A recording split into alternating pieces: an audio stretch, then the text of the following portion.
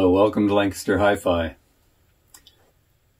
Today I need to service this Pioneer SX828, and it's a bit sad for me because I did a very thorough restoration of this receiver and gave it to my son for his 18th birthday. Replaced a lot of components, but the components that I didn't replace are things like the pots for all the knobs and the front panel switches and so on. And I thought I treated those reasonably well, but it's coming back with some problems now, about 3.5 years later. So, you know, that's not awful, but, you know, I restored it so that it should last another 50 years, and I think it will, but I'm a little distressed that it's not functioning perfectly even after 3.5 years of my restoration job. So let's see if we can figure out what's up. I've also put it up on blocks here. I noticed a bit where the veneer is peeling here on the side. I want to glue that down, and so just do a little touch up on it while I've got it. Stay tuned. So I've got my Aleene's tacky glue here, and I've got a little end of a swab here to spread the glue around in there under the veneer.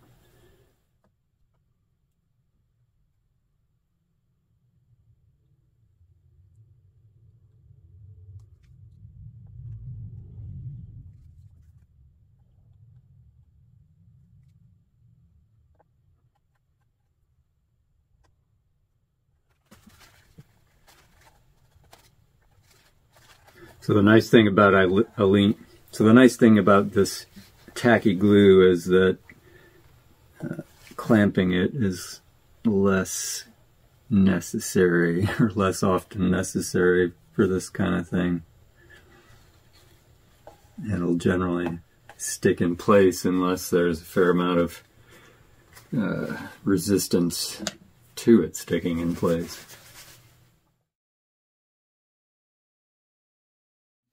Okay, time to turn it on and see if we can diagnose the problem.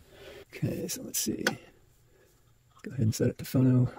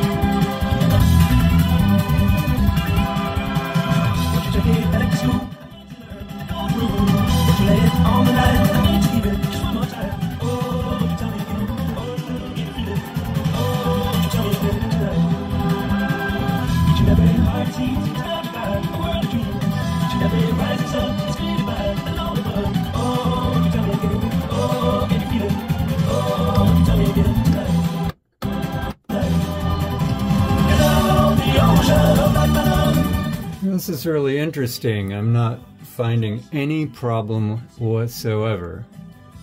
Now, I know my son's not insane because I sat with him in his apartment while he demonstrated the problem that he was having. The problem that he was having was that the sound was intermittent. You know, it would cut out of one channel. I think it was typically the left channel, depending on how he had the volume, and he had to turn it up to get it both channels and so on, and it just was malfunctioning. And so I went over there and I took it apart to treat the volume pot with some more DeOxIT and work it 100 times, the usual sort of thing. At my son's apartment, we used this Yeti cooler as a makeshift bench, and I utilized my son's hands to help me manipulate the receiver into the desired positions in order to get access and do the work. That work being treat these volume pots. Here's what they look like on the board when it's completely removed from the receiver. On the left side there, you see the pot with the yellow and green cables coming in. That's the volume pot. And of course, the other pots can use treatment as well, as can those switches. Getting access to those pots, however, is a tricky business. This is the view from the top. Once you take the case off, it's possible to get access to those pots from the top, but it's not great. You gotta remove that steel cover, you gotta unstring the dial, and you gotta detach the light hood, and then you can just get access to the pots underneath the light hood. But this is a kind of a pain in the ass way to go. It's an okay way to go, but it's probably not the best way to go. Probably the better way to go is through the bottom. So here's the receiver after you take off the bottom plate. The board with the pots on it is that one on the left where you can see the stems going through that secondary face. And here we have a slightly tilted view. You can see the nuts and so on that attach it to the front. Now those have to be removed, and then you got to back that board out of there. And that's the really tricky bit, because as you back it out that last little bit, you really do run the risk of crimping, straining, breaking these wire connections. So if you do this, be very careful and just be aware of the risk you're running if you're not super careful. And even if you are super careful, there's still a risk that you could break these wires. So once you back it free of that secondary face, then you can simply flip it over with the receiver on its, flipped over on its top. You can flip that preamp board over and get easy access to all those pots and do the treatment, work it 100 times, etc. And then didn't bother testing it because that almost always works. And then he reported the next day that if anything, it was worse. And so I doubt that he's tried it since then. And now I'm finding absolutely no issues whatsoever, which is kind of perplexing. It's the problem, right? You know, your car is doing something screwy until you take it to the mechanic.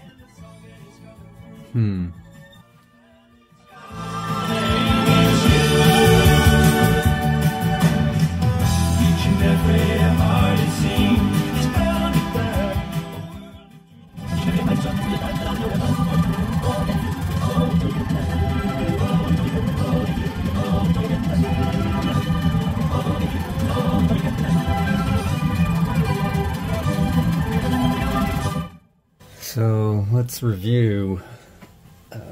When he reported the problem and he thought it might have to do with the speakers, which I also gave him more recently, I had him switch the speakers to make sure that the problem didn't follow the speaker. You know, when he just switched the leads in back, of course left the speakers in their positions, the problem went from the left channel to the right channel. That is, the other speaker, you know, that hadn't been having a problem, had the same problem when it was hooked to the channel that the other speaker had been hooked to. So, seemed to indicate for pretty clear certainty that the problem lay with the receiver and not the speakers. As he demonstrated that the problem, you know, had to do with the position and, you know, sort of typical sort of problems that one finds with old volume pots is they might maybe crackle a little bit, static, come in and out if there's problems there. You know, if the problem is affected by the volume knob, then it seems reasonable to deduce that that's where the problem is physically. In this case, I'm finding absolutely no issues whatsoever with anything on here. That is, you know, the volume is perfectly smooth, noiseless.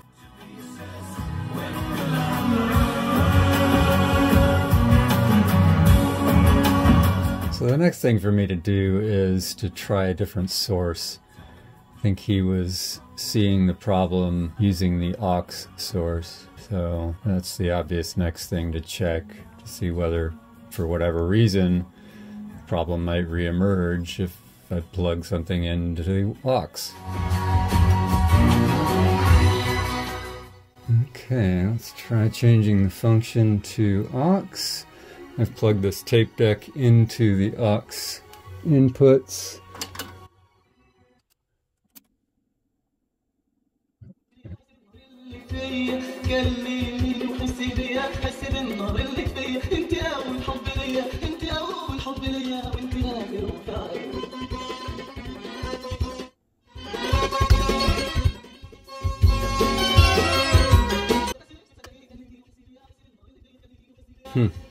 I'm finding no issues whatsoever.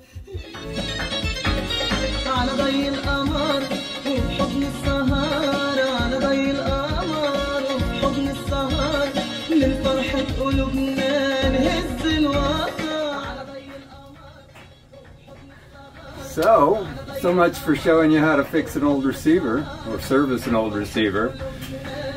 And I guess the lesson is that the DeOxIT almost always works, but it might take it a little while to do the work. If there was some oxidation in that pot, it didn't resolve itself. The DeOxIT didn't work overnight. It took it days. Who knows how many, because I just talked to my son on the phone and he didn't test it again after that first day.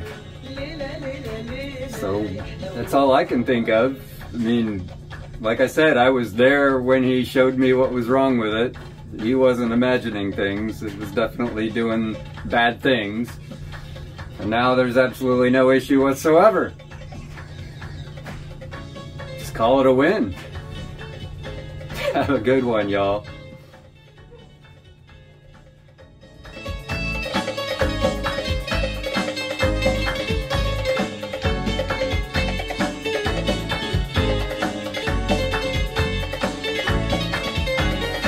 نجوم السماء عاشقين إنما نجوم السماء عاشقين إنما بنخاف من الليالي من غير القمر. يا نجوم السماء عاشقين إنما يا نجوم السماء عاشقين إنما بنخاف من الليالي من غير القمر. على ضيه بنفرح وفي نوره بتطرح أحلام الليالي على ورق الشجر. يا نجوم السماء عاشقين إنما بنخاف من الليالي من غير القمر. ونغني للعشاق ونغني للمشتاق ونقول ابعد يفرح. هنغني للعشاق ونغني للمشتاق ونقول ابعد يفرح. ليلة ليلة ليلة ليلة ليلة ليلة ليلة ليلة على ضي القمر.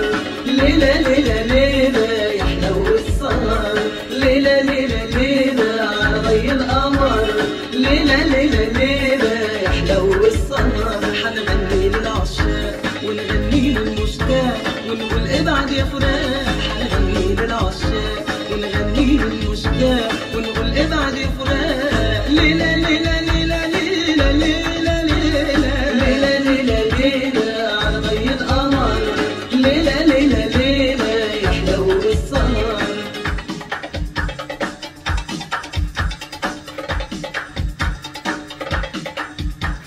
ليلة ليلة ليلة على ضي القمر. ليلة ليلة ليلة يحلو السهر.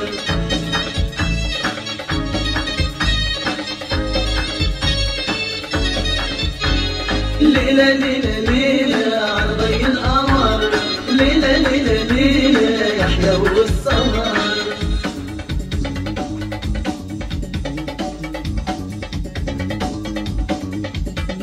ليلة ليلة ليلة على ضي القمر.